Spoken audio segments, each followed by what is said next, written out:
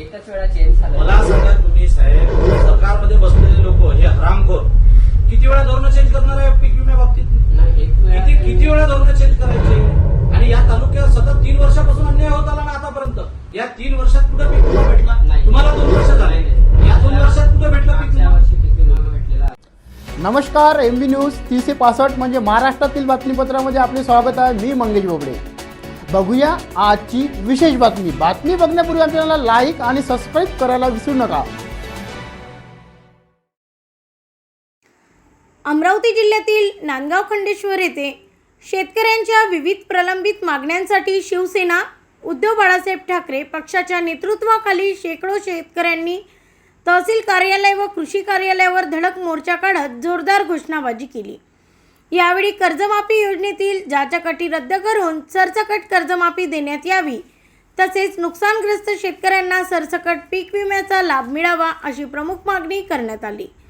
आंदोलनाचे नेतृत्व नगरपरिषद गटनेते प्रकाश मारोटकर यांनी केले। त्यांनी शेतकऱ्यांच्या आर्थिक अडचणी, शेतीमालाचे नुकसान आणि प्रशासनाच्या उदासीनतेवर तीव्र नाराजी व्यक्त करत शासनाने तातडीने निर्णय घेण्याची मागणी केली। मोर्चानंतर मागण्यांचे निवेदन तहसीलदार व कृषी अधिकाऱ्यांना देण्यात आले।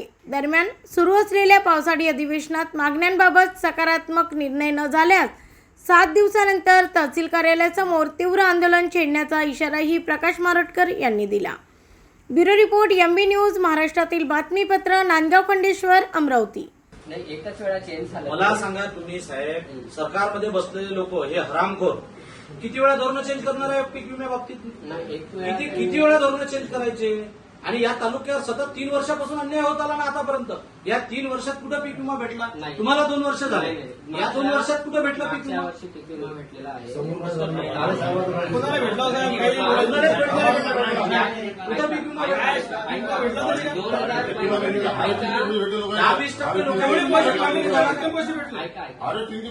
ऐका 2025 मध्ये भेटलं। नांदगाव खंडेश्वर तालुक्यावर नेहमी अन्याय झाला असून यावर्षी सुद्धा पीक विमा योजनेतून आमचा तालुका वगळला आहे। उंबरठा उत्पन्न कमी आलं असतं सुद्धा कृषी अधिकाऱ्यांनी कबूल सुद्धा केलं की उंबरठा उत्पन्न कमी आलं आहे, तरी सुद्धा पीक विम्याच्या यादीतून आमचा तालुका वगळला।